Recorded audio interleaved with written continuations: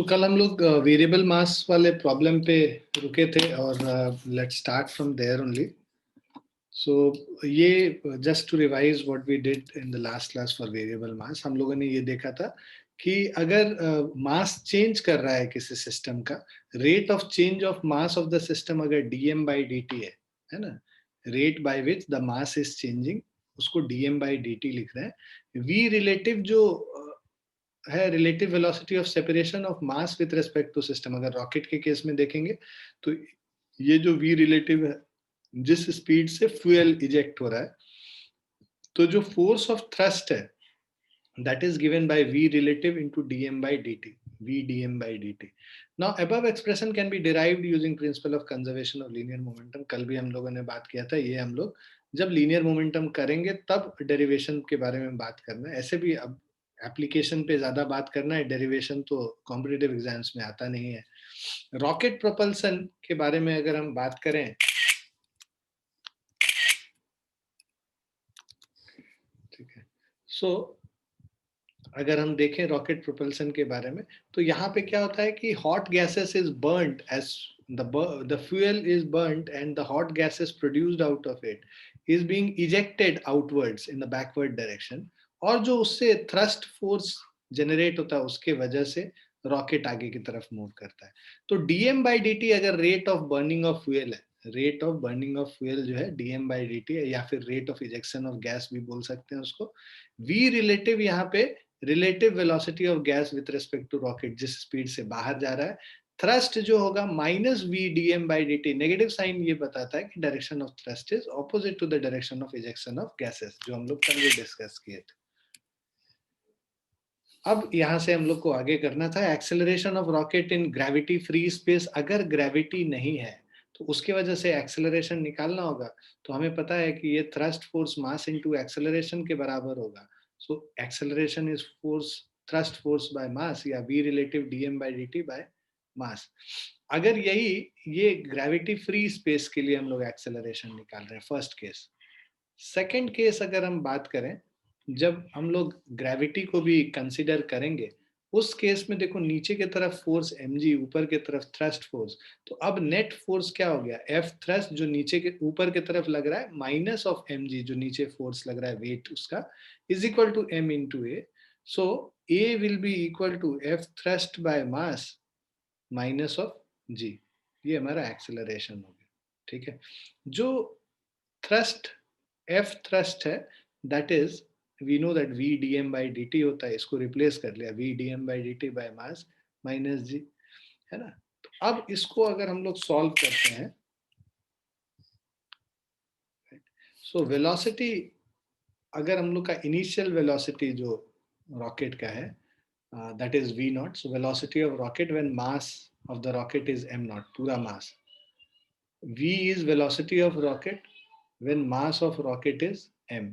बाद में मास m not से m हो गया और वेलोसिटी v नॉट से v हो गया. It can be proved that in absence of gravity, अगर ग्रेविटी को नहीं कंसिडर कर रहे हैं, तो जो फाइनल वेलोसिटी v है, that is equal to v0 initial velocity plus relative velocity by which the fuel is ejected, vr ln m naught upon m. ln मतलब log to the base e, logarithm to the base e होता है ln. इसको हम लोग ln से represent करते हैं, natural log.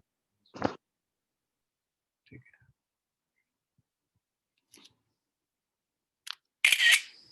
Excuse me, sir. हाँ sir. So to convert this natural log into log, we multiply it by 2.505.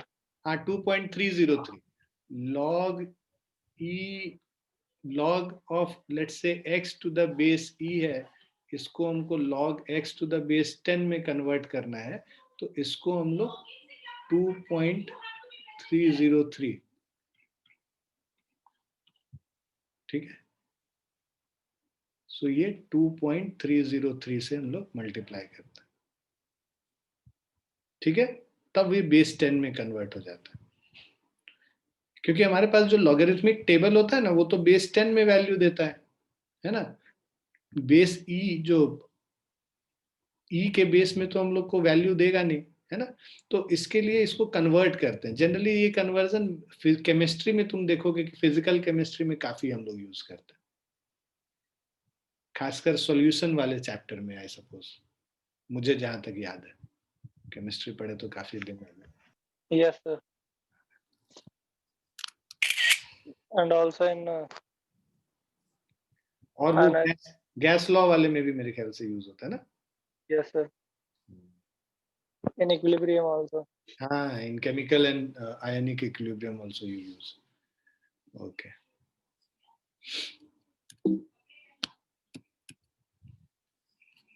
Now this 12th example we had to start with this example. बाकी तो हम लोगों ने पिछली क्लास में किया था। So यहाँ पे क्या दे रखा है? A balloon has a mass of 10 gram in air. ठीक है। The air escapes from the balloon at a uniform rate with a velocity of 5 centimeter per second and the balloon shrinks completely in 2.5 seconds. ये question हम लोगों ने कल किया था मेरे ख्याल से, है ना। Yes, sir. हाँ, ये कर लिया था हम लोग। इसके बाद वाले स्टार्ट करने हैं हम लोग को। हाँ, ये वाला हम लोग को करना था, रॉकेट प्रोपल्शन वाला। So in a rocket the mass of the fuel is 90% of the total mass. Okay, तो फ्यूल ही 90% है, बाकी जो उसका स्ट्रक्चर है that is only 10% of the total mass. The rocket is blasted from the launching pad if the exhaust gases are ejected at a speed of 2 kilometer per second. So that means v relative is equal to 2 kilometer per second, that is 2000 meter per second. What is the maximum speed attained by the rocket? Neglect the effect of gravity and air resistance. So gravity को हम लोग को नहीं ये करना है। तो हम लोग अगर देखो जो अभी हम लोग फॉर्मूला कर रहे थे, v maximum velocity is equal to initial velocity v0 plus vr ln m naught upon mr। ठीक है। सो अब हमारे पास ये है कि जो रॉकेट का जो मास ऑफ फ्यूल है वो 90% है, तो m0 बाय mr करोगे, जो रेसिडुअल है मतलब जो मैक्सिमम वेलोसिटी कब होगा, जब ये पूरी की पूरी तरह से पूरा फ्यूल को बर्न कर देगा। सो m0 is the initial mass of rocket. So this is initial mass of rocket and 90% इसमें फ्यूल है। Now speed will be maximum when all the fuel is burned. So speed will be maximum when all fuel is burned. So जो remaining mass है rocket का that is equal to m0 minus 90% तो fuel ही था, 90% of m0. So this will be 10% of initial mass बचेगा which is m0 by 10। और तो m r is equal to m0 by 10। अब हम लोग के पास m0 by mr करेंगे, so this is equal to 10। Initial mass by residual mass कर देंगे तो ये 10 निकल के आएगा ना। मैक्सिमम वेलोसिटी अब हम लोग निकालते हैं, v maximum is equal to initial velocity plus v r लॉन of m0 by mr। Initial velocity तो ये तो रेस्ट से blasted from the launching pad, तो इनिशियल वेलोसिटी 0 रहा होगा, और जिस स्पीड से इजेक्ट हो रहा है फ्यूल वो 2 किलोमीटर पर सेकेंड है, मतलब 2000 मीटर पर सेकेंड इंटू लॉन m0 by mr। m0 by mr 10 है, लॉन 10 हो गया। ठीक है। So this is equal to 2000 into लॉन 10, या तो आप डायरेक्टली निकाल सकते हो या 2.303 से मल्टीप्लाई कर लोगे तो मतलब 2.303 आ जाएगा लॉन 10।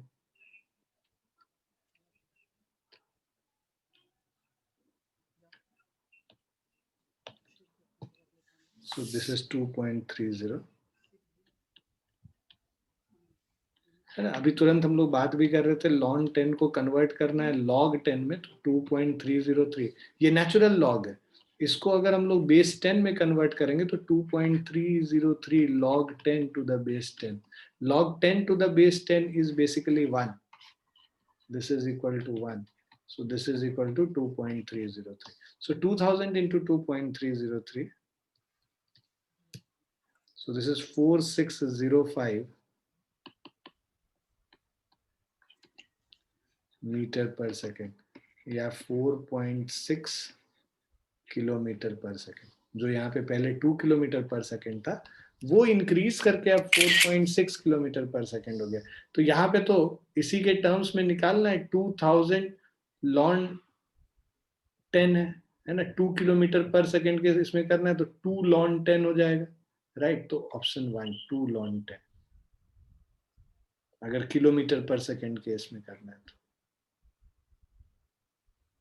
तब इसको मीटर पर सेकेंड में हम लोग कन्वर्ट नहीं करेंगे, we will directly write it as 2 ln 10 kilometre per second.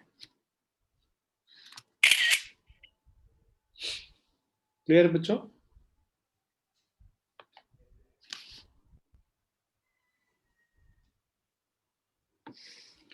Now after rocket propulsion, we'll go ahead and do thrust due to liquid coming out of pipe.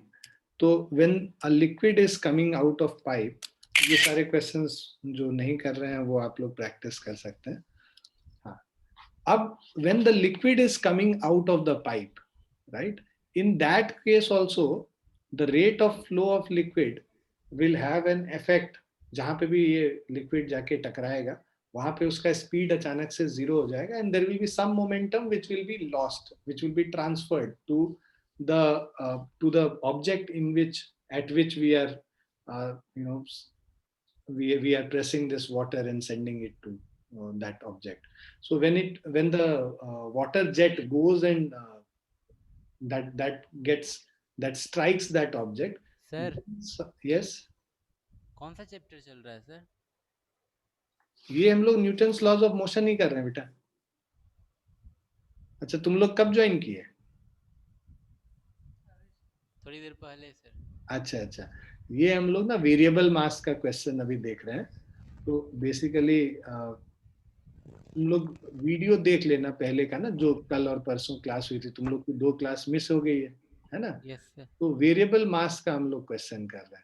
तो जब कोई भी, जैसे रॉकेट में जब फ्यूल इजेक्ट करता है, तुम लोग पहले भी पढ़े होगे, तो जब रॉकेट से फ्यूल इजेक्ट करता है तो इस पे कुछ थ्रस्ट फोर्स आता है ना, एफ थ्रस्ट जिसको हम लोग कहते हैं। तो वो होता है v relative into dm upon dt।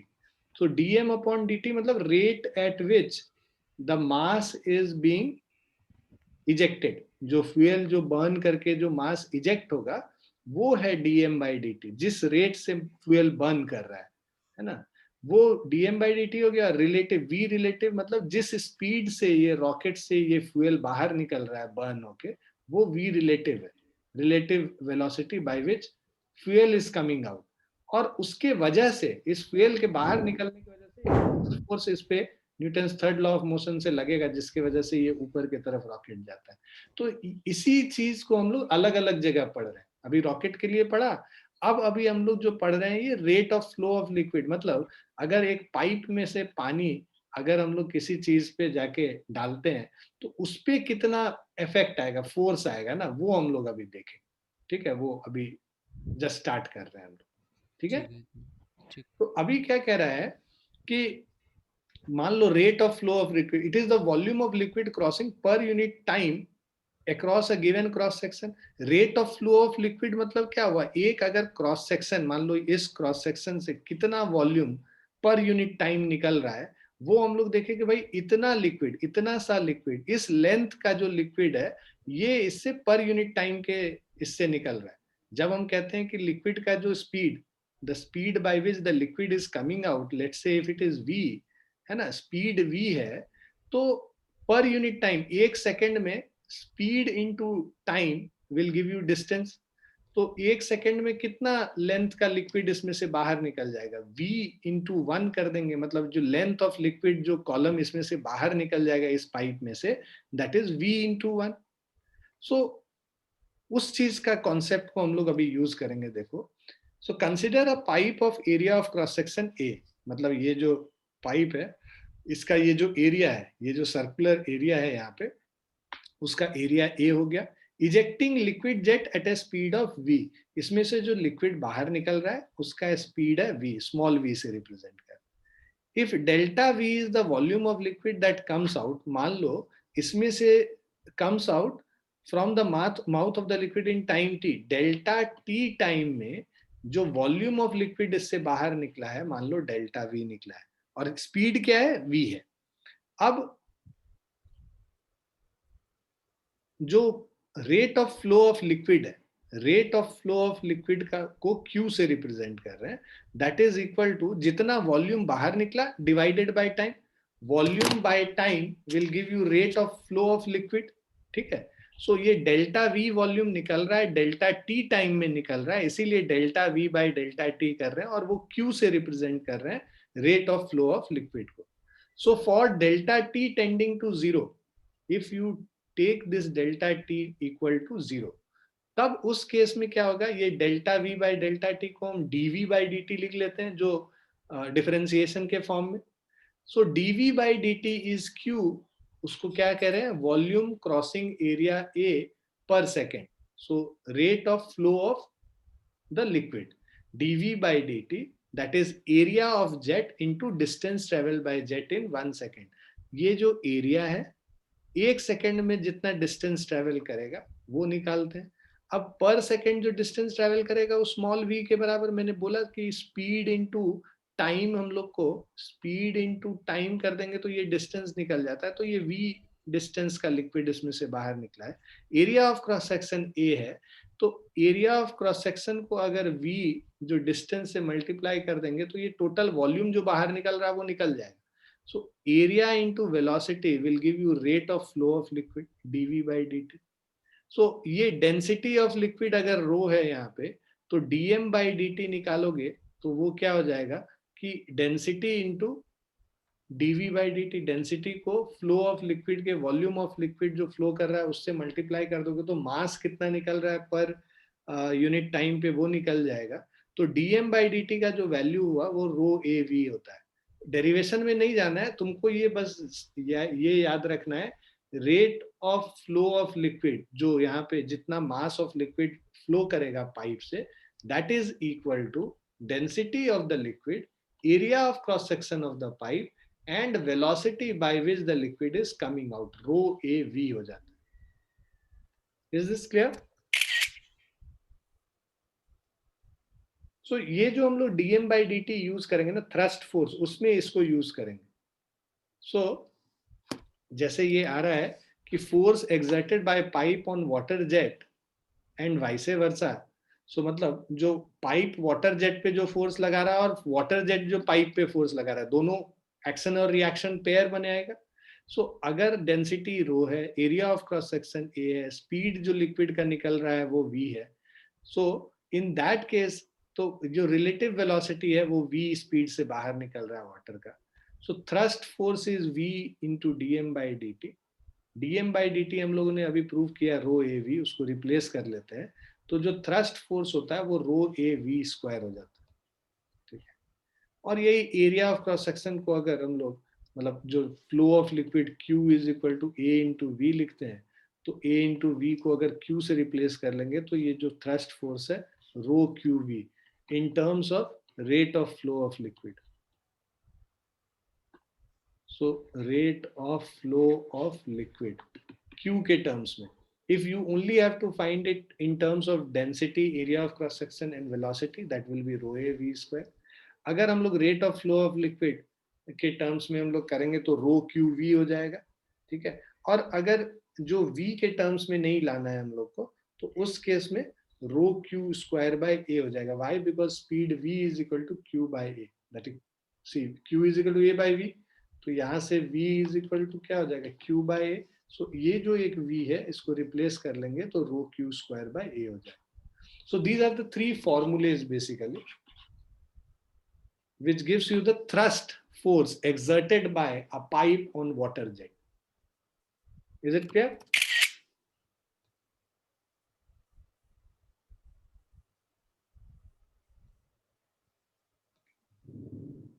Now, force exerted by jet on wall.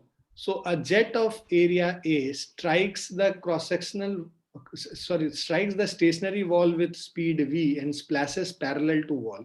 So force क्या हो जाएगा, रो ए वी स्क्वायर. अगर जो वाटर जेट ऐसे आया और बाद में स्प्लैश करके इधर चला गया, साइड्स में चला गया, सो वी वेलोसिटी से आके इस वॉल को हिट कर रहा है. So the force by which it will be hitting the wall is rho a v square. This we have already seen. If jet is reflected back with the same speed, means v speed से hit किया wall को और ये वापस v speed से टकराने के बाद it returns back in the same path. Once it has gone and hit this wall, wall को टकराने के बाद ये वापस उसी direction में अगर आ जाए, then in that case the force of thrust will be twice of rho a v square. Okay, so अगर ये टकरा कर दोनों डायरेक्शंस में चले जाएं तो रो ए वी स्क्वायर. अगर टकरा के वापस उसी स्पीड से हो जाए, it returns back with the same speed, then the thrust force is twice of rho a v square. क्योंकि चेंज इन वेलोसिटी 2v हो गया ना, v से जा रहा था v से वापस लौट रहा है, तो चेंज जो डिफरेंस है वो 2v हो गया, and that's why twice of rho a v square. Now if the wall is moving towards jet with speed u, है ना, if let's say jet is moving in this direction and the wall is also moving in this direction with speed u, in that case we'll find it rho a u plus v whole square. So this is basically the relative velocity. When both are moving in opposite direction, then the velocity, you add the velocities. Now if jet hits the wall at an angle theta with normal, so force exerted will be, so agar let's say jet is striking at an angle theta, right? In that case, force exerted by jet on the wall will be twice of rho v square a cos theta.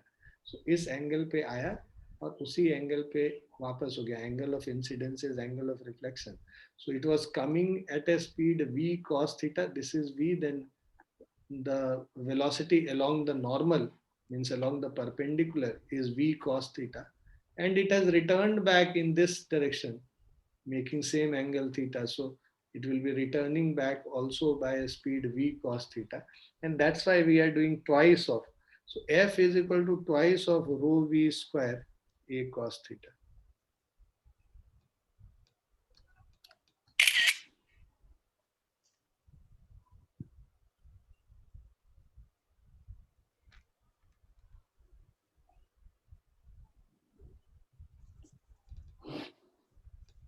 Is it clear?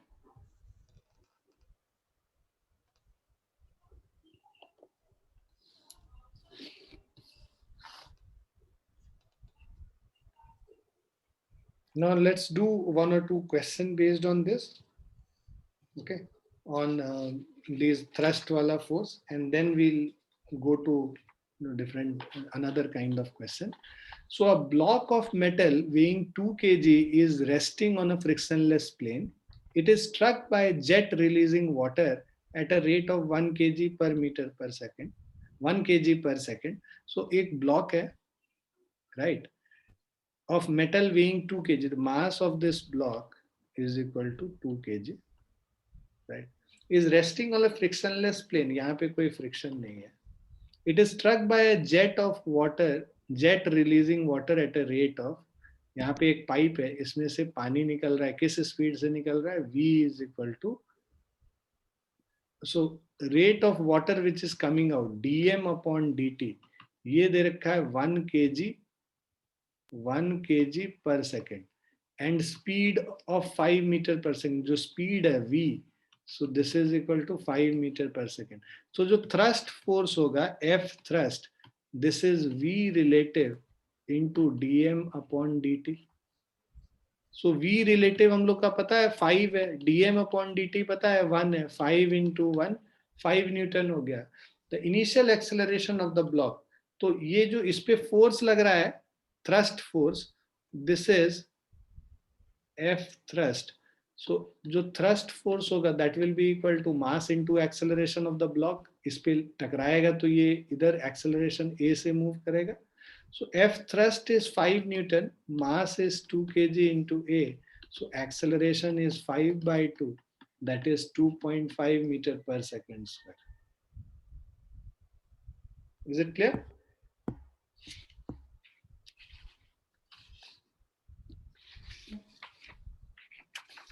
Clear है बच्चों?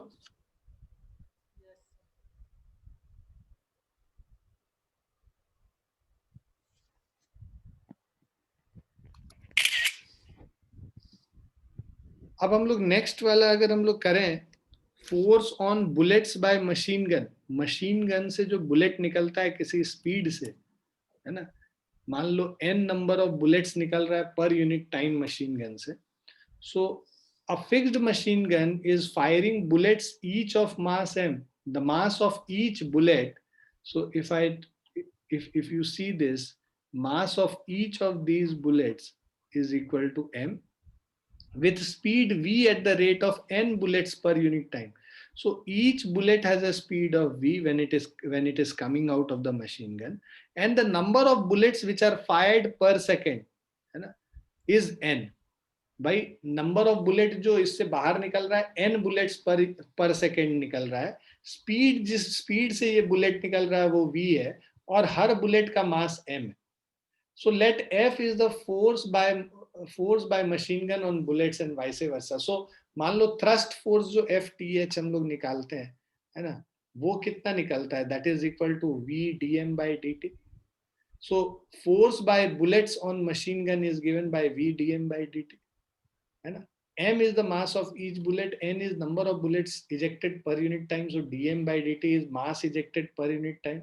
Mass ejected per unit time will be number of bullet ejected per unit time into mass of each bullet, n into m हो जाएगा, right. So dm by dt is equal to n into m.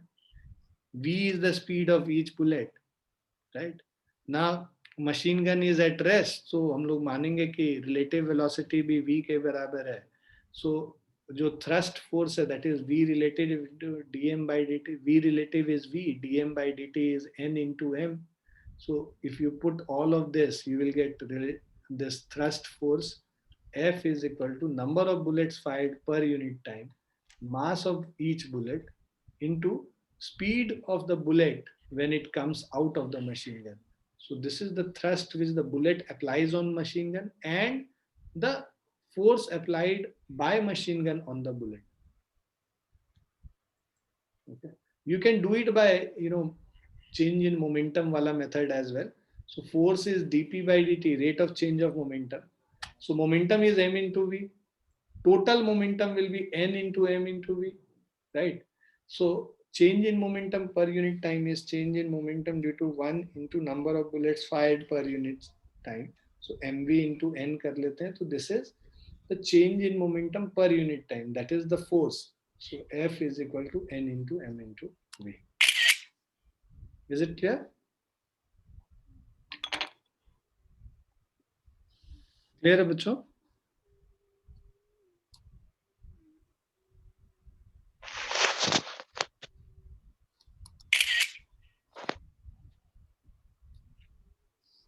Now force by bullets on wall.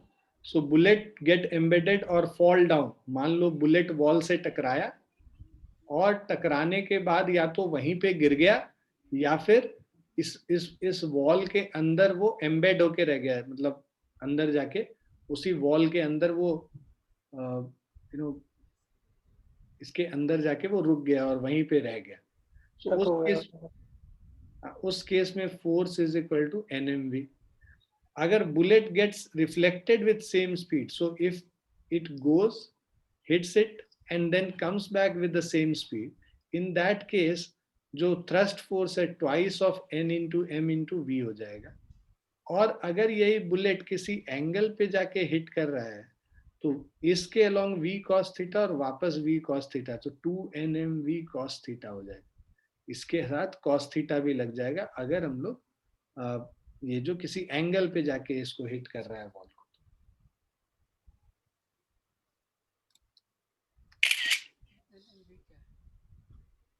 Now let's see this question. This question is a disc of mass 1 kg is kept horizontally at rest in air by firing bullets of mass 5 gram each at the rate of. एक disc है, ठीक है, हम लोग को इस disc को हवा में ही रोके रहना है by firing the bullets on it, है ना, नीचे से गन से बुलेट फायर कर रहे हैं और इसका जो मास है 1 kg है, तो वेट जो है वो mass into acceleration due to gravity हो गया, है ना. सो m इंटू जी मतलब 1 इंटू 10 हो गया. This is the weight. So the thrust force which this bullet applies in the upward direction, F thrust has to be equal to weight of this. So if the bullets rebound with same speed, find the velocity with which bullets are fired. So disc को क्या करना है, horizontally rest पे लेके रखना है, मतलब हवा में ही वो लटका रहे, ऐसा रखना है. तो उसके लिए ये जो thrust force है, this should be equal to the weight. Thrust force is twice of NMV. Twice इसीलिए क्योंकि ये देखो rebound with the same speed, it is coming back with the same speed. So twice of mvn, twice of nmv is equal to m into g. We put the values now. So इसका bullet का mass small m है और let's say ये जो hang कर रहा है bullet का मास स्मॉल m और ये जो डिस्क का मास कैपिटल M, तो कैपिटल M इंटू जी हो गया.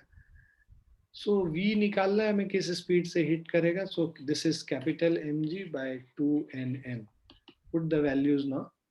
सो 1 into 10 divided by twice into velocity with which the bullets hit.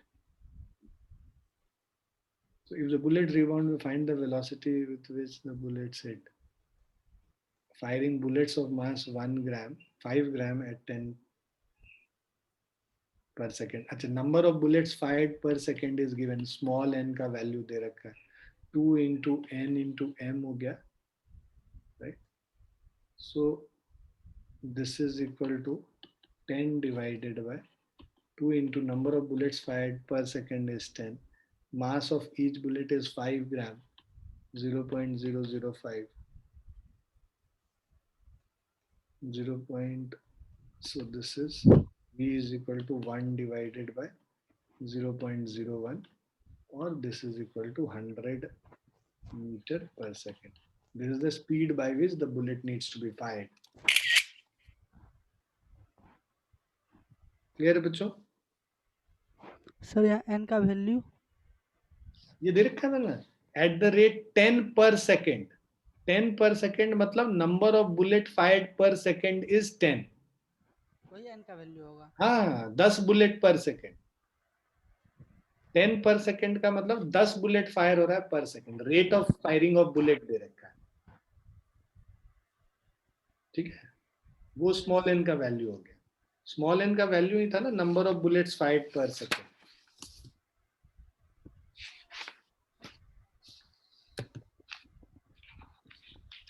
ये क्लियर बच्चों? Yes sir.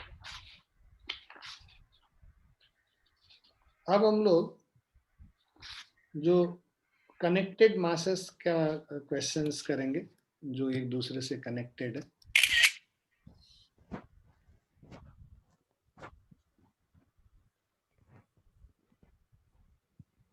एक ये क्वेश्चन कर लेते हैं. ये अच्छा क्वेश्चन है, एक ट्राई करो आप लोग इसको.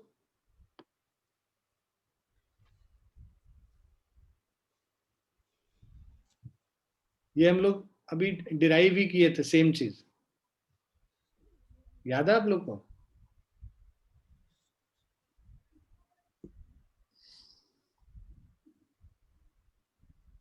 ये अभी हम लोग डेरिवेशन एक किए थे ना, उस पे डायरेक्ट क्वेश्चन है देखिए,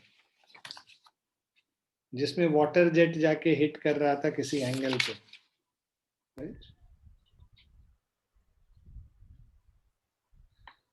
सो इसका हम लोगों ने फॉर्मूला देखा था कि जो थ्रस्ट फोर्स था that exerted on the wall, force exerted on the wall 2 rho a v square cos theta.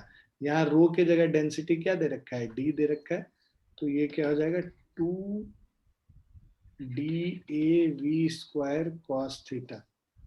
तो ये ऑप्शन 1 हो जाएगा.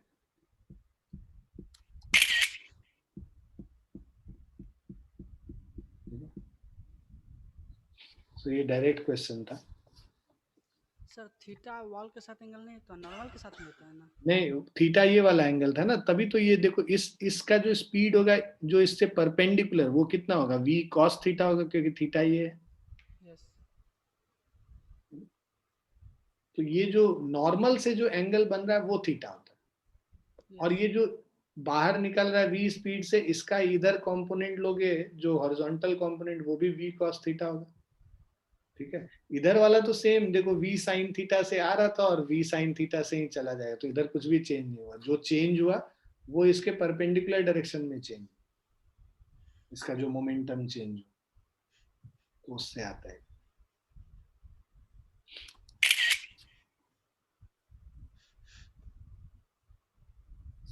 अब ये नॉर्मल जो हम लोग न्यूटन्स लॉज ऑफ मोशन का जो बेसिक्स है, यहाँ से अब हम लोग खींचेंगे.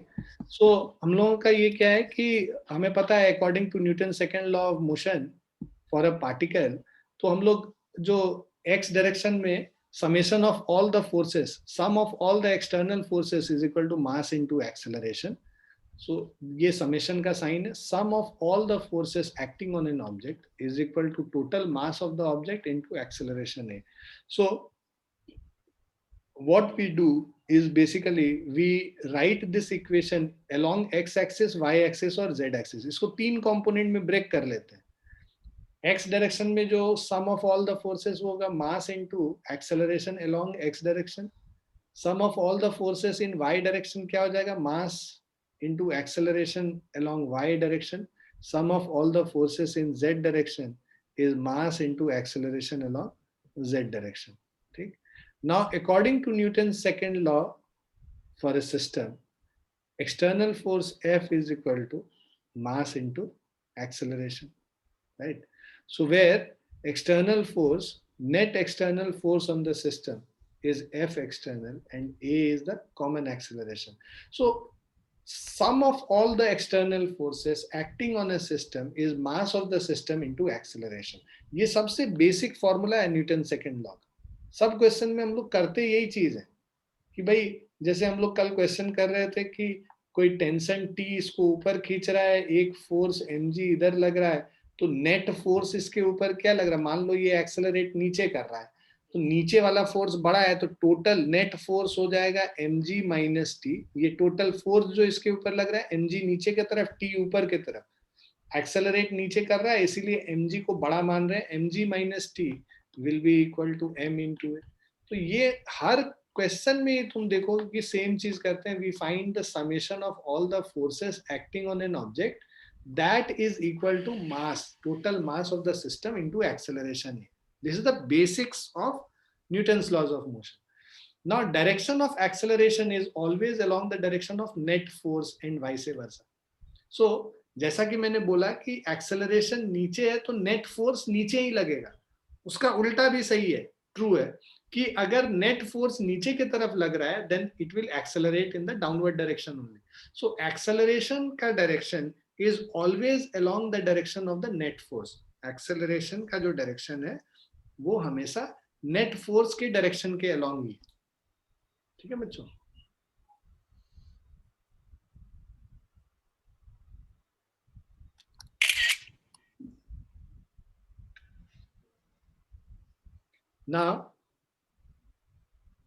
Now we'll be doing some of these questions. ये तो बिल्कुल है ना, बेसिक है. इसको अगर हम लोग देखें, block of mass 10 kg is pulled by a force 100 newton. So जो फोर्स है this is equal to 100 newton, mass is equal to 10 kg at an angle theta is equal to 30 degree with the horizontal along the smooth horizontal surface. What is the normal force by the horizontal surface on the block? So अब देखो यहाँ पे नीचे की तरफ force mg लग रहा है, एक नॉर्मल रिएक्शन n है, फोर्स के दो कंपोनेंट होंगे, एक जो along the horizontal उसका जो वैल्यू होगा this will be f cos theta, और एक कंपोनेंट इस पे ऊपर की तरफ होगा जिसको हम लोग f sin थीटा कहते हैं. ठीक है, तो अब अगर देखो वर्टिकल डायरेक्शन में कोई मोशन नहीं है तो वर्टिकल डायरेक्शन में फोर्स लिखेंगे तो mg is equal to n plus f sin theta. हम लोग को नॉर्मल फोर्स n का वैल्यू निकालना है, वैल्यूज पुट कर लो. So normal reaction n is equal to mg minus f sin theta. अब normal reaction n is equal to mg का जो वैल्यू है वो डाल देते हैं, m का वैल्यू 10 है, g का 10 बोल रहा है, तो 10 इंटू 10 माइनस फोर्स जो है 100 है, sine 30 degree. So this is normal reaction n is equal to 100 minus 100 into sine 30 degree is 1/2, cancel करेंगे 50 हो जाएगा. So this is 100 minus 50 which is equal to 50 newton. So this is our normal reaction n. Okay, so what is the normal force by horizontal surface on the block? So normal force by horizontal surface on the block is 50 newton. What is the acceleration of the block? So if we have to find the acceleration, you will be using this f cos theta. So this is the only force which is in horizontal direction, f cos theta. और कोई force नहीं लग रहा है इस पे, तो this will be equal to mass into acceleration, right? So acceleration a निकालना है, so that will be equal to f cos theta divided by mass m. F cos theta means 100 into cos of 30 degree divided by mass m means 10 kg. So 1 0 gets cancelled. 10 cos 30 degree 10 into root 3 by 2. So ये cancel हो गया. So this is equal to 5 root 3. So this is our acceleration, 5 root 3 meter per second square. Is it clear?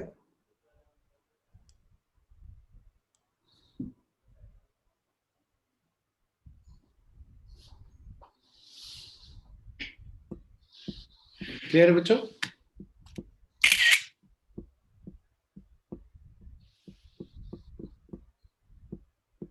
So similar force है, similar question है next वाला. इसमें ऊपर force लग रहा था, इसमें नीचे लग रहा है. ये क्वेश्चन आप लोग कर लीजिएगा. ऊपर से फोर्स लगाएंगे तो आपको क्या करना है कि इसको दो कंपोनेंट में ब्रेक कर लेना है फोर्स को.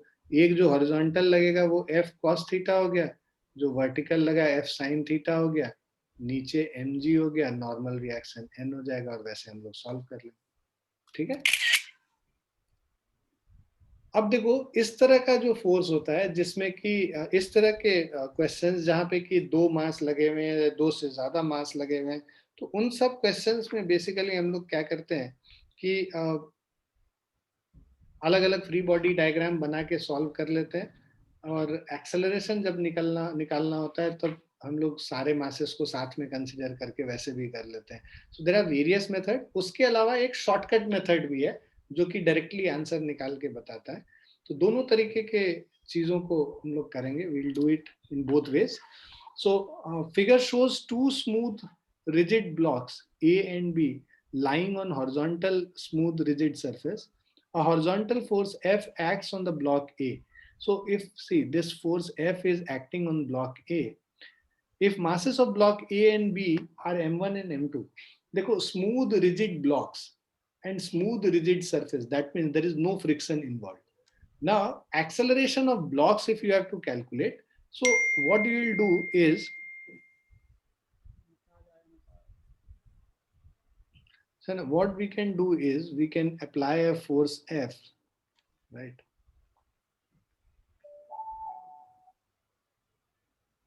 When we are drawing the free body diagram, so of A, then in that case, the force which we are applying F, the weight which is acting downward m1g, and then we have a normal reaction n1 and a normal reaction See, because M1 pushes this block M2 and M2 in turn will push this block in the backward direction, है ना? ये action force होगा और ये reaction force होगा contact के बीच में. तो कॉन्टैक्ट फोर्स एक होगा जो कि इस पे पीछे की तरफ लगेगा, है ना? आगे वाले ब्लॉक की वजह से पीछे की तरफ एक फोर्स लगेगा which is the normal reaction N, and the mass of this is M1. Again, if you draw the free body diagram of the block B, so here you have weight of this M2G, right? And then we have normal reaction acting towards right N, right? And normal reaction here N2, okay? Now, if you have to calculate the acceleration of the block, so what you will do, you will consider both the block as a system, है ना? वहां पे हम लोग दोनों block को system consider करके कर सकते हैं. पहले तो इंडिविजुअली करके तुमको बता देते हैं जिससे कि तुमको ये क्लैरिटी रहे कि how to solve these questions, right? तो उसमें क्या है कि अलग अलग अगर हम लोग इक्वेशन लिखते हैं एक्स डायरेक्शन में, यहाँ पे इक्वेशन लिखेंगे पहले ब्लॉक के लिए, ए ब्लॉक के लिए एक्स डायरेक्शन में अगर हम इक्वेशन लिखते हैं, क्योंकि मोशन एक्स डायरेक्शन में हो रहा है इसीलिए हम लोग इक्वेशन एक्स डायरेक्शन में लिख रहे हैं. तो दोनों ब्लॉक बिकॉज यहाँ पे साथ में ही मूव करेगा, दोनों का एक्सेलरेशन सेम ए होगा, इसका भी ए और इसका भी ए. ए ब्लॉक के लिए हम लोग अगर लिख रहे हैं force F minus N, net force क्या हो गया राइट डायरेक्शन में, राइट वर्ड्स, इस राइट के तरफ जो फोर्स होगा net force that is equal to F minus N, N is in the backward direction towards left, so F minus N is equal to mass m1 into acceleration a, right? And then this is the first equation. Second equation b block के लिए जब हम लिखते हैं तो ये भी a acceleration से आगे मूव कर रहा है और इस पे जो only horizontal force which is acting is n. So the normal reaction n, contact force n is equal to mass m2 into acceleration a. This is our second equation. Replace the value of n from 2 in 1. So what we are going to get is f minus m2a is equal to m1a. Minus m2a when it goes in towards right, f will be equal to m1 plus m2 into acceleration a. So this is our third equation. So this will give the value of acceleration a is equal to f divided by m1 plus m2. Now second we have to find the contact force between m1 and m2. तो हमें n का value निकालना है. n का अगर हम लोग को वैल्यू निकालना है तो ये जो a का वैल्यू आया है इसको वापस सब्स्टिट्यूट कर देंगे इधर. So normal reaction n is equal to m2 into a, that is f divided by m1 plus m2. So this will be normal reaction n is equal to m2f divided by m1 plus m2. So this is our normal reaction which we had to calculate in the second part of the question. First part में acceleration निकालना था, this is the acceleration. Third part, can we say force F is acting on block B? In other words, block B directly affected by force F. So if you see, right, so there is no direct implication. F is not acting on block B. F is acting on block A. Block A is applying a contact force N on B, and in turn B also applies that contact force to A, right? So this is not a direct force. So it is not directly affected by force. It is affected by the contact force. It is not affected by the force F which we are applying on block A. ठीक है, जो A पे force लगा रहे हैं ना उससे direct इस पे कोई इफेक्ट नहीं आ रहा है B वाले ब्लॉक पे. A पे फोर्स लगा रहे हैं F और A जो है B पे N फोर्स लगा रहा है जो कॉन्टैक्ट फोर्स. ठीक है बच्चों.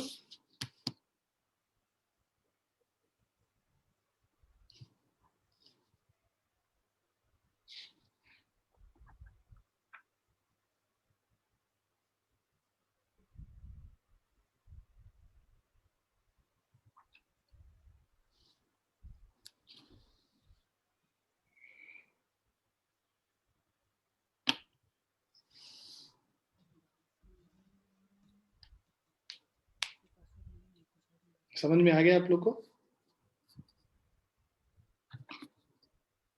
Have you understood this?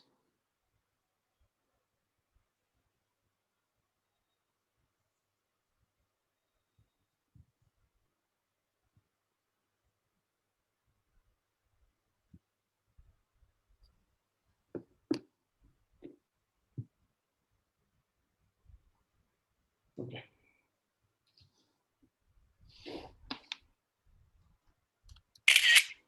Let's move ahead.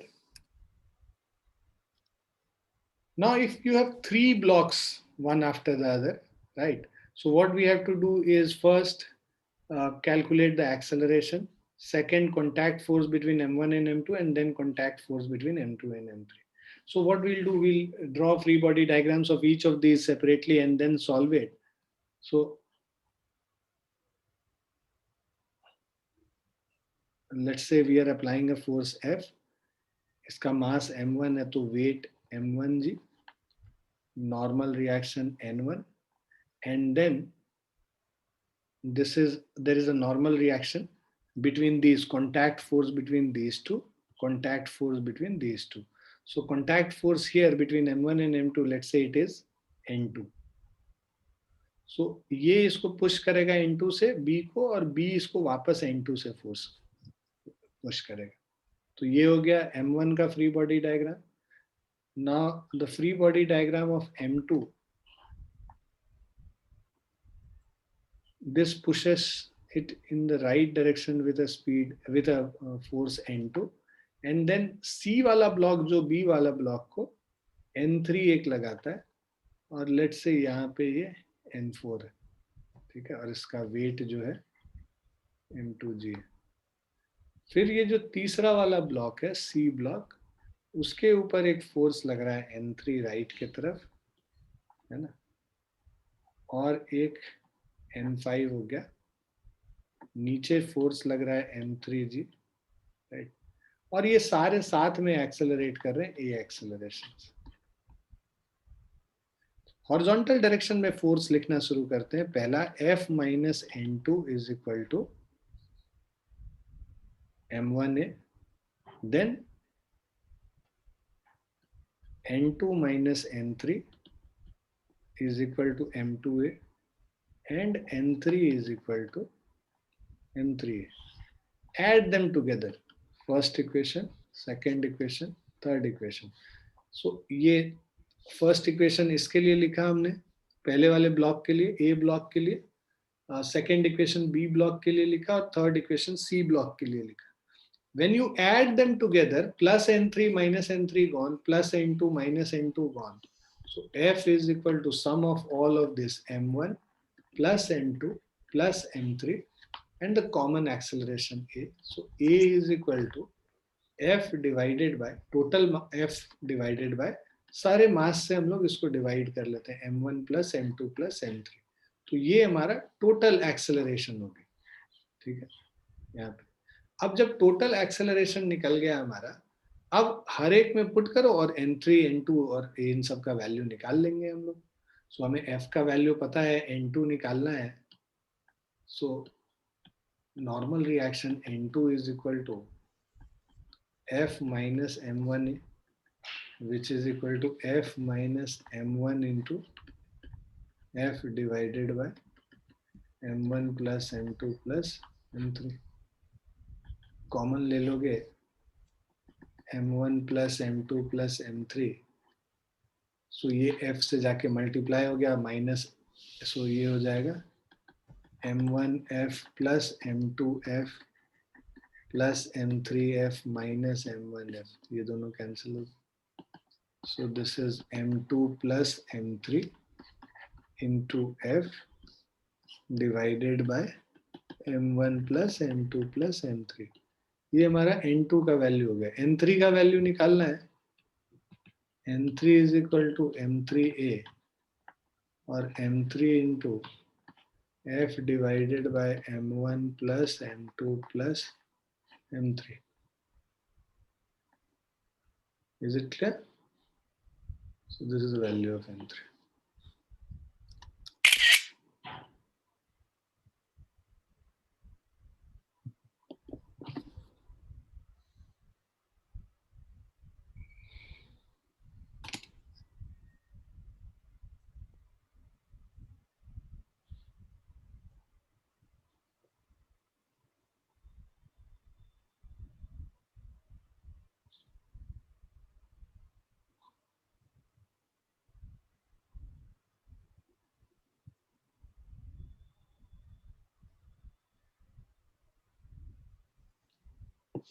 आगे समझ बच्चों?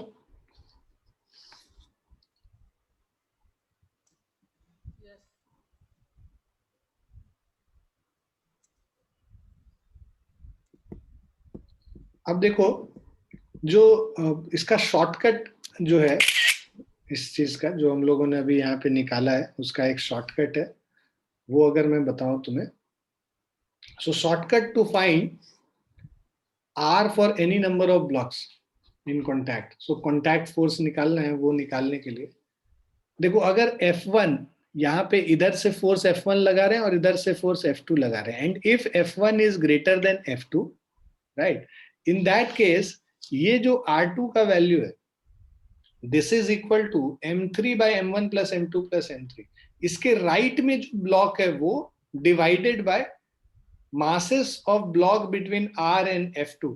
तो ये जो रिएक्शन निकालने बोला है, इसके और इसके बीच में, F2 के बीच में कौन से मास है, एक M3 है, तो इसीलिए M3 divided by M1 plus M2 plus M3 total mass into F1 minus F2, because F1 F2 से बड़ा है, तो नेट ड्राइविंग फोर्स क्या हो जाएगा, F1 माइनस ऑफ F2, ये टोटल फोर्स लग रहा है इस पे, इधर से F1 लग रहा है और इधर से F2 लग रहा है, तो F1 minus F2 plus of F2, तो ये हमारा फॉर्मूला होता है ये।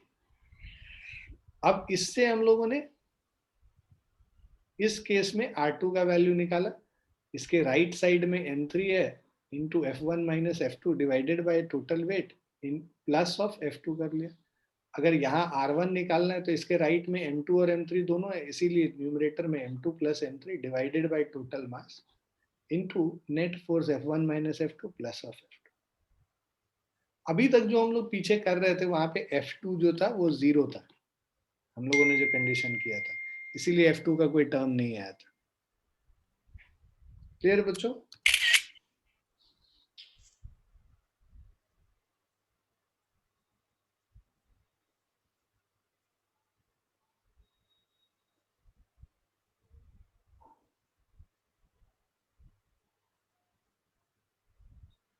समझ आ गया आप लोग को?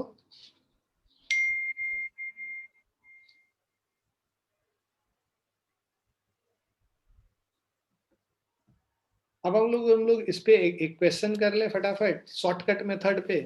हम लोग को कह रहा है force R1 between 10 and 15 kg, मतलब यहाँ पे जो रिएक्शन फोर्स है वो R1 है, force R2 between 15 and 25 kg। जब R1 निकालना होता है तो हम लोग ने क्या देखा था, इसके राइट में जितने मासेस है, मतलब 15 plus 25 divided by total mass 10 plus 15 plus 25, okay, into F1 minus F2 और प्लस ऑफ F2, ये फॉर्मूला था हमारा, राइट। अब इसके राइट में, मतलब ये तुम M2 मान रहे हो, इसको M3 मान रहे हो और इसको M1 मान रहे हो, तो बेसिकली अगर करो तो 25 30 40 divided by 50 into F1 minus F2 करोगे, 200 माइनस 50 प्लस ऑफ F2 50 हो गया, so this is 40 by 50 into 150 plus 50, 53 times 43 is 120 plus 50, that is 170 Newton. तो इस तरह से फॉर्मूला से करेंगे तो क्या है कि टाइम काफी बचेगा आपका, है ना। बट यही है कि फॉर्मूला कितने याद करोगे, तो दोनों मेथड में ये रहना चाहिए, मास्टरी रहना चाहिए कि अगर फॉर्मूला भूलो तो कोई भी मेथड से बना सको उसको। अच्छा, R2 निकालना है, R2 के राइट में बस एक ही मास है, तो ये 25 divided by 50 total mass, F1 minus F2 हम लोग निकाल ही चुके हैं 150 प्लस ऑफ F2 मतलब 50, तो 53 जा 25 3 जा 75 प्लस 50 125 न्यूटन हो गया R2। क्लियर है बच्चों?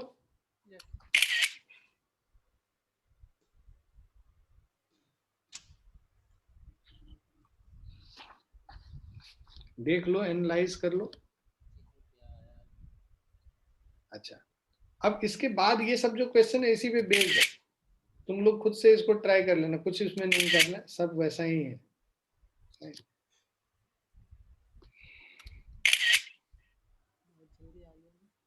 अब टेंशन बिटवीन एक्सेलरेटिंग ऑब्जेक्ट्स, देखो वहां पे जैसे नॉर्मल रिएक्शन था, अगर ये कोई थ्रेड से बंधा हुआ है या फिर कोई स्ट्रिंग से बंधा हुआ है, तो जो टेंशन निकालना होगा, जैसे हम लोग वहां पे नॉर्मल रिएक्शन निकाले, कॉन्टैक्ट फोर्स निकाले, वैसे ही टेंशन निकाल लेंगे, ठीक है।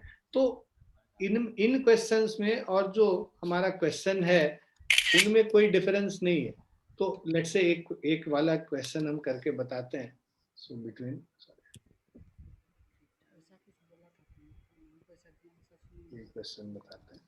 सो ये क्या कह रहा है, figure shows two rigid blocks A and B lying on the horizontal smooth rigid surface connected by a massless and inextensible string. Massless मतलब पूरे string में same tension होगा, मान लो tension T है। Horizontal force F acts along on block A. So block A का अगर free body diagram पहले बनाते हैं तो एक force F इधर लग रहा है और टेंशन जो स्ट्रिंग है इसको नीचे की तरफ पुल करेगा T टेंशन से। मास m1 है तो एक नीचे की तरफ फोर्स m1g लगेगा और नॉर्मल रिएक्शन n1 हो। अब हॉरिजॉन्टल डायरेक्शन में अगर फोर्स लिखते हैं F minus T is equal to m1 है, फर्स्ट इक्वेशन। दूसरा m2 वाले का अगर हम लोग फ्री बॉडी डायग्राम बनाएंगे, टेंशन T बस राइट साइड में लग रहा है, इसका वेट m2g नीचे की तरफ लग रहा है, नॉर्मल रिएक्शन n2 लग रहा है। अब tension T is equal to mass m2 into acceleration है, दूसरा हो गया। इन दोनों को अगर हम लोग ऐड कर देते हैं, plus T minus T cut गया, total force F is equal to m1 plus m2 into acceleration a. So acceleration a will be F divided by m1 plus m2. Acceleration of the block निकल गया। Tension in string निकालना है, acceleration पता है हमें, T is equal to m2 into F divided by m1 plus m2, ये tension in the string निकल गया। Can we say that force F is acting on block B? In other words, block B directly affected by force F? No, है ना, direct तो force लग नहीं रहा है, F तो A पे लग रहा है, A जो है फोर्स इस पे लगाएगा स्ट्रिंग पे, और स्ट्रिंग जो है वापस B पे लगाएगा। मतलब ये this is an indirect force, not a direct force, ठीक है। तो सेम चीज ये तीन ब्लॉक के साथ है और यहाँ पे भी सेम फॉर्मूला है।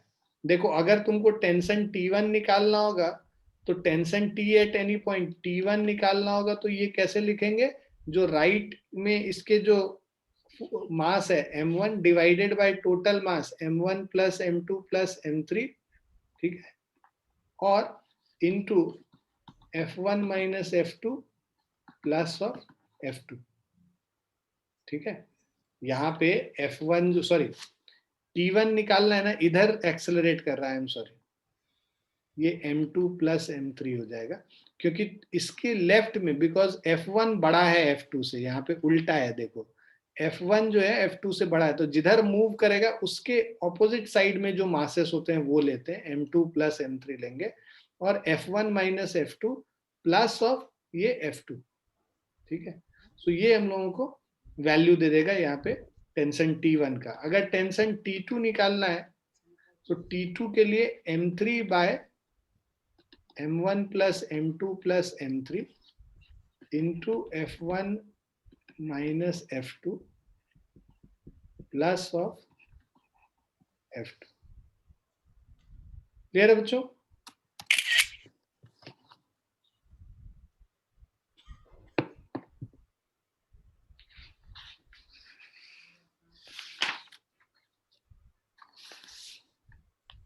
एक क्वेश्चन करके मैं दिखा भी देता हूं इस पे बेस्ड। ये find in figure below find tension T1 and T2, T1 और T2 का वैल्यू निकालना। ये देखो 90 न्यूटन है और ये 30 न्यूटन है, so basically 90 Newton is greater then 30 Newton. तो तुम्हारा अगर टेंशन T1 निकालना है तो T1 के लेफ्ट साइड में जो दोनों मास है वो ऐड कर देंगे, 15 plus 10 divided by total mass 15 plus 10 plus 5, ठीक है, और इंटू f1 माइनस f2 जो फोर्स ज्यादा है 90 माइनस 30 प्लस f2 मतलब 30, है ना। यहाँ पे ये फोर्स f1 हो गया और ये f2 फोर्स हो गया।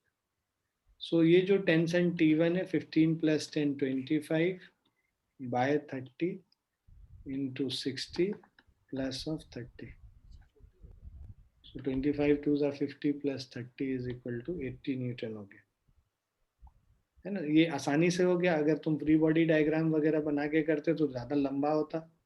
वैल्यू T2 का निकालना है. T2 के लेफ्ट में एक वेट है 15 kg और टोटल वेट जो है वो 30 हो गया. 15 into by 30 into F1 minus F2 plus F2. So 32 times हो गया. 15 टू 30 प्लस 30 60 न्यूटन हो गया.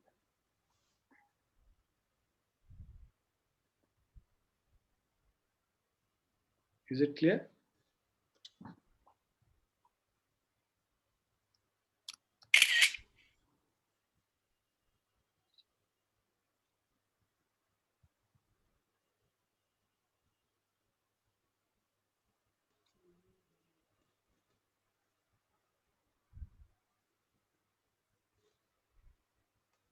क्लियर है बच्चों?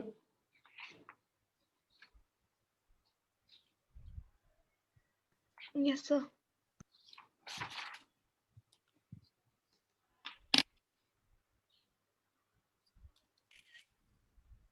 So these are similar questions which you can attempt, based on the concept which we have done. So in these kind of questions, this is slightly different than what we were discussing right now. So here what we do is, better than this, we can do this question. This is a more genuine question. Yes. So two forces F1 and F2 are applied at the free ends of uniform rod kept on a horizontal frictionless surface. So एक हमारे पास rod है ना, इस पे दो force लग रहा है F1 और F2 और ये गिवन क्या है कि F2 is greater then F1. ठीक है, F2 is greater then F1 मतलब ये टोटल एक्सेलरेशन जो होगा इस तरफ होगा. Find the tension in rod at a distance x from the end A. तो यहाँ पर हमें टेंशन निकालना है इसके डिस्टेंस x पे. अच्छा, इसका मास जो है ना, टोटल मास हम लोग इसका m मान लेते हैं. Let the mass of this rod be m, right? और इस पॉइंट पे हम लोग को टेंशन निकालना है. तो अब इस पूरे रॉड को हम दो पार्ट में ब्रेक कर लेते हैं, है ना. एक पार्ट लेफ्ट वाला और दूसरा पार्ट राइट वाला. लेफ्ट वाला, अब देखो लेफ्ट वाला, अब देखो F2 is greater then F1, तो जो लेफ्ट वाला ब्लॉक है वो राइट वाले ब्लॉक को इधर खींचेगा और राइट वाला ब्लॉक जो है लेफ्ट ब्लॉक को वापस इधर खींचेगा टेंशन T से. ठीक है, सो ये टेंशन T इस पे इधर लग रहा है लेफ्ट वाले पे. आगे की तरफ एक फोर्स लग रहा है F2 से, है ना. इसका जो पोर्शन का मास होगा, मास पर यूनिट लेंथ हम लोग पहले निकाल लेते हैं. So mass per unit length, total mass m by L. Now mass of left part is equal to mass per unit length और इसको x से मल्टीप्लाई कर लिया. Similarly mass of right part is mass m by L into L minus x. नहीं, ये x है तो ये जो डिस्टेंस होगा ये L minus x होगा. तो इसका मास निकालना है तो मास पर यूनिट लेंथ और उसके लेंथ से मल्टीप्लाई कर देते हैं. So now the mass of this is m by L into x and mass of this is m by L into L minus x. Now here in this direction you are getting a force F and this is in this direction the tension T. Because F2 is greater than F1, so the body will accelerate towards left. Okay. So we'll have F2 minus T is equal to m by L into x, mass into acceleration A. And T minus F1 is equal to, we have m by l into l minus x into a, दोनों साथ में accelerate कर रहा है तो ए acceleration same ही होगा. Add कर दोगे दोनों, टेंशन टी चला गया तो हमारा f2 minus f1 is equal to m by l. Acceleration A भी कॉमन ले लो, x plus l minus x. ठीक है, x और x कैंसिल हो गया और l कैंसिल हो जाएगा. ठीक है, so f2 minus f1 divided by mass m is equal to acceleration ए.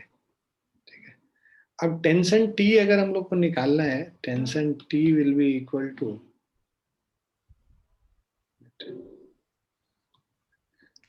पहले वाले इक्वेशन में पुट कर लो, f2 minus t is equal to m by l into x into a. f2 minus f1 divided by mass m. m और m cut गया. So f2 is equal to t plus f2 minus f1 by l into x. अब इसको left side में लेके जाएंगे, tension t is equal to f2 l minus f2 l plus f1, sorry, f2 l minus f2 x plus f1 x divided by, ठीक है,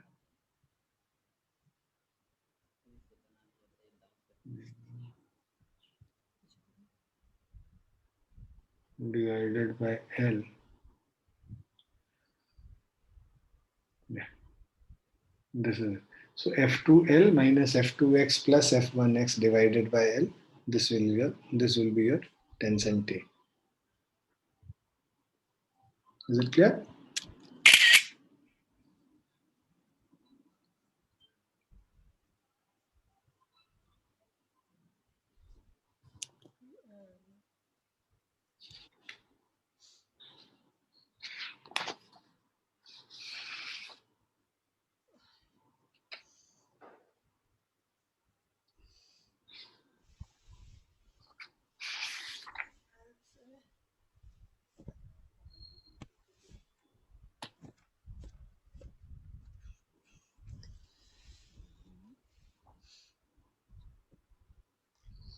clear है बच्चों?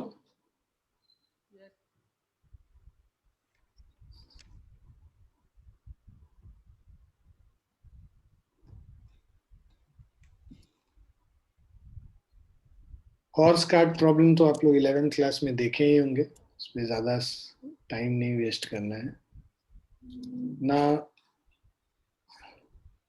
If you see this question, block of mass m is being lowered with a decreasing speed with the help of a string. एक हम लोगों ने इस block को एक स्ट्रिंग से बांध रखा है, इसको हम लोग नीचे लोअर कर रहे हैं. ब्लॉक का मास m है, with decreasing speed. Speed decrease कर रहा है मतलब डिसेलरेट कर रहा है, डिसेलरेशन हो रहा है इसका नीचे की तरफ. If v is the speed of the block at any instant and a is the acceleration of the block, then t is, so जो टेंशन t हम लोग को निकालना है यहाँ पे. ठीक है, v is the speed of the block at an instant. अब देखो ये जो है लोअर कर रहे हैं, डिसेलरेट कर रहा है. डिसेलरेट कर रहा है मतलब कि एक्सेलरेशन, जो इसका स्पीड इधर होगा बट एक्सेलरेशन किधर होगा, ऊपर की तरफ एक्सेलरेशन होगा, ए एक्सेलरेशन. भाई नीचे की तरफ अगर डिसेलरेशन है तो एक्सेलरेशन, पॉजिटिव एक्सेलरेशन ऊपर की तरफ होगा. एक्सेलरेशन का डायरेक्शन इसके मोशन से उल्टे डायरेक्शन में होगा. It is moving downwards but acceleration is upward. इसका मतलब डिसेलरेशन, स्पीड के या वेलोसिटी के डायरेक्शन के ऑपोजिट डायरेक्शन में एक्सेलरेशन लग रहा है, मतलब डिसेलरेशन. अब अगर एक्सेलरेशन ऊपर है, टेंशन टी इधर है और नीचे इसका वेट mg है, तो upward force minus downward force T minus mg is equal to mass m into A. So इसका मतलब टेंशन T जो होगा, this is mg plus ma और m times g plus a. ये हमारा टेंशन T हो गया. सो ये ऑप्शन 2 इसका आंसर होगा.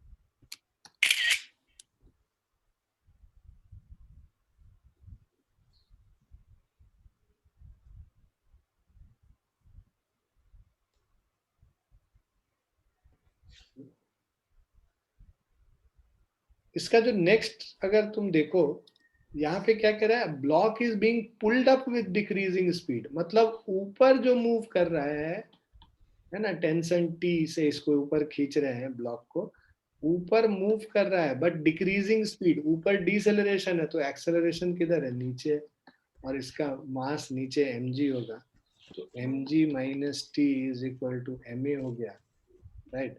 तो हम लोगों को टेंशन टी निकालना है, tension T is m times g minus a हो जाएगा, so tension T is m times g।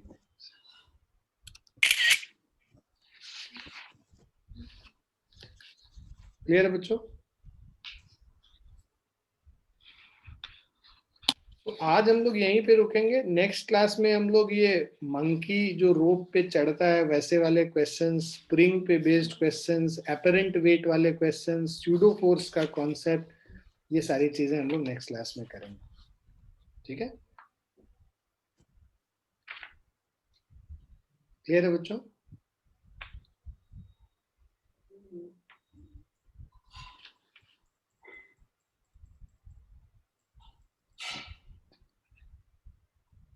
So I think it will take 2 more classes because one of the class constraint relation पे जाएगा, जिसमें कि हम लोग वो पुलिस जो काफी सारे कनेक्टेड होते हैं उसका जो constraint relation वगैरह लिखते हैं उस पे बेस्ड करेंगे, और एक क्वेश्चन एक क्लास अगली क्लास लगेगी, तो I think 2 classes would be required to finish this. Okay? Clear है सभी को?